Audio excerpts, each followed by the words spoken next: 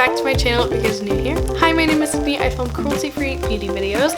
Today's video is one that I'm excited to film because I was inspired by Kelly Gooch's latest, I think she titled it Palettes I Wish Were Singles video, and I loved listening to her share which palettes that she really only liked maybe one or two shades from that she really wished had come out in singles, and I thought it was a brilliant idea because I am a palette junkie, you guys. I love palettes so much, but I'm trying to let go of that and really build my collection through singles and really only purchase new and unique shades that are really going to add some value to my collection, and I thought this was a fascinating concept to kind of bring that to the conversation, so I thought I would do it on my own channel.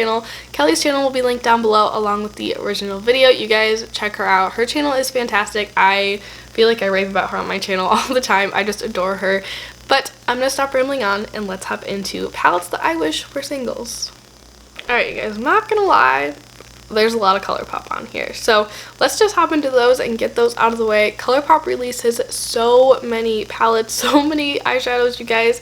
They definitely release palettes way more than they release singles, and I almost wish it was the other way around because ColourPop does singles well. They're not my favorite eyeshadow formula anymore, but they do a nice eyeshadow and they're very affordable, so let's hop in with those first. So first up we have the Sailor Moon palette. So at first when I saw this palette I was like, I don't get it. I was not a fan of Sailor Moon. I think that was a little bit before my time. But I love those last four shadows in the palette and also that like shimmery purple shade. But really what's calling my name is that beautiful pinky fuchsia purple shade in the bottom right corner. I think that shadow is absolutely gorgeous, and if it was a single, I would have definitely bought it. I just feel like that is the perfect color for spring, and I really do enjoy ColourPop's matte formula. I feel like it's so easy to work with, and they could definitely nail a shade like that. Next up from ColourPop, we have the Just My Luck palette. Now, this is a palette that I have gone back and forth on whether or not I want to buy it for so long, you guys. When it first launched, I did do a Shop My Stash for Dupes video on my channel. Not gonna link it down below because it is very old and super cringy, but it is there if you guys want to watch it, and I felt like I did a pretty good job duping this palette, but I keep coming back to it over and over again, and I feel like I'm really drawn back to it with that middle shade. It's called Mary Jane. It's like a beautiful like lime golden metallic shade, and I just feel like that would be so incredibly reflective all over the lid. You guys know I'm a green eyeshadow junkie, so I feel like I would just really love it and get a lot of use out of it. But I feel like I had too many other greens in my collection that were similar to the other greens in this palette to really justify buying it.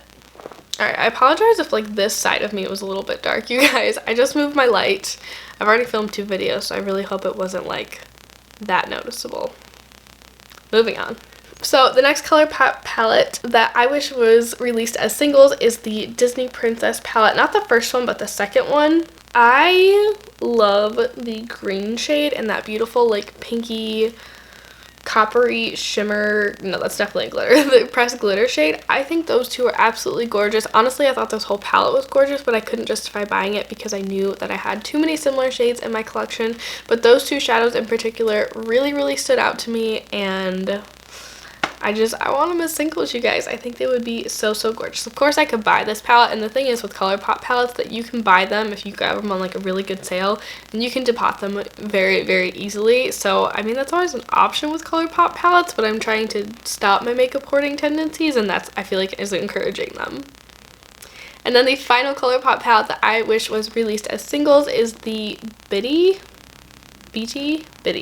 palette. I don't know how to say this one. I was not familiar with the person that they collaborated with on this palette, and the palette as a whole really does not interest me, but that one shade towards the left in the middle, that beautiful like corally, coppery, shimmery, possibly glittery shade is calling my name. I feel like that would be such a fun shade for spring and summer, just swiped all over the lids for like a really glossy, shimmery look.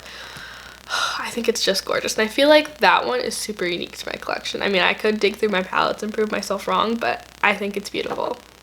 Alright, moving on, you guys. So the next palette that I wish was released in singles is actually a very new palette from Morphe, and that is the 24A Artist Pass palette.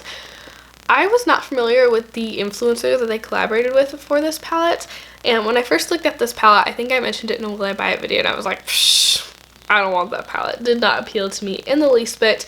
But I did see Kathleen Lights doing some swatches on her story. I think it was Kathleen Lights. And those 4 middle shades, I'm not gonna lie to you guys, they caught my attention. The third one over especially caught my attention because it has like little star glitters in it. And I know, like the eye safety people are yelling at me, do not put that anywhere near your eyes. But I just think that's so cool. I like the green reflect that it has. So I really wish that palette was released as singles for that shade.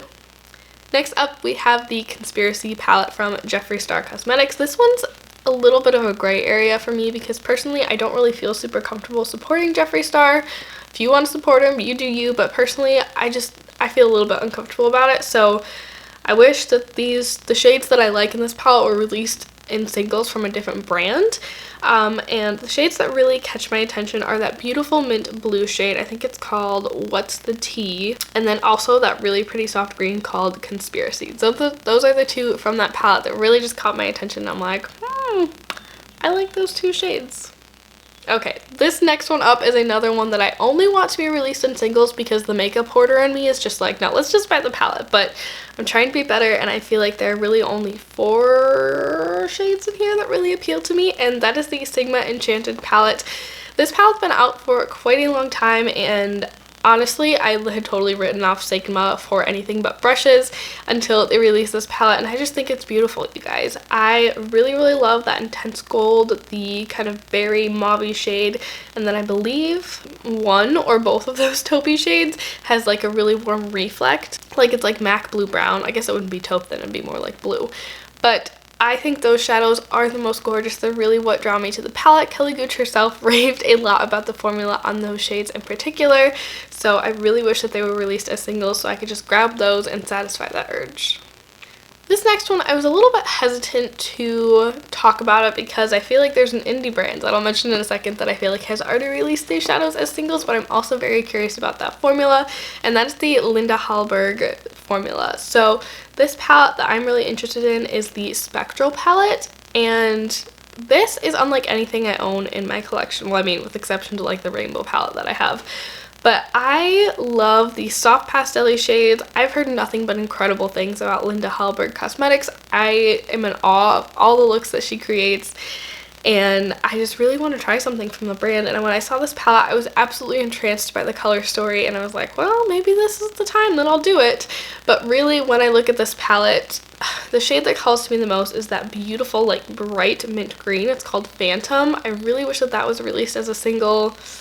Maybe the purple as well, and the blue. Okay, I just want all of them as singles, okay? Sue me. Okay, you guys. Next up, we have a palette. It's kind of a palette. It's a stack from Melt.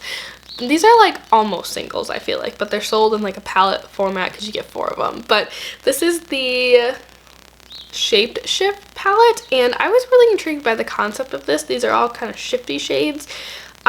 And I thought it was really, really beautiful, but I did not need all of those shades. So the one that really stood out to me, well, the 2 that really stood out to me were the 2 greens. The first one is more of an emerald green, and the second one is more of like a shifty green with like a warm base, and I just think those are absolutely stunning. They're right up my alley. I do think that the other 2 shadows included in this stack are very beautiful, but I feel like I don't like crave them like I crave the other 2 shades, you know? So I really wish that those were released as singles so I could scoop them up.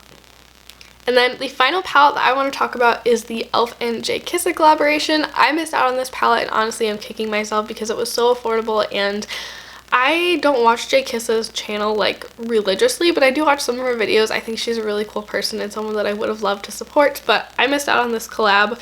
But the shade that really, really calls to me in this palette, and that was kind of the driving force behind my want to purchase this, is that beautiful lime green shade. That's not a shade that you see a lot at the drugstore, and not a shade that I think I have a lot of in my collection. The other shades are of course beautiful, but I felt like they were a little bit more repetitive in my collection, so I feel like that's what held me back for the most part from purchasing this palette. But that green shade is gorgeous. So, so beautiful. I feel like e.l.f. should just come out with singles, period. I know that they have a really fantastic matte formula. I tried to pan their e.l.f. Matte for Matte 2 palette last year, and thoroughly enjoyed the formula in it. I just get really sick of the color story, but I know that lots of people enjoy the matte formula they have in their like New Classics palette and the Earth and Oceans palette, so I feel like they should just come out with singles in general because they had singles long ago. I don't think I ever tried them. I don't remember ever trying them, but I know that they were at least pretty decent, and I feel like they could be the ones to bring singles to the drugstore in a more mainstream way. But now I feel like I'm off on another tangent. Thank you guys so much for watching this video. I hope that you enjoyed it and found it helpful and entertaining. Leave me a comment down below letting me know one or a few palettes that you wish were singles so you could just buy that one shade that really caught your attention. But that's gonna wrap it up for me today. Thank you so much for watching, and I'll see you in my next one. Bye!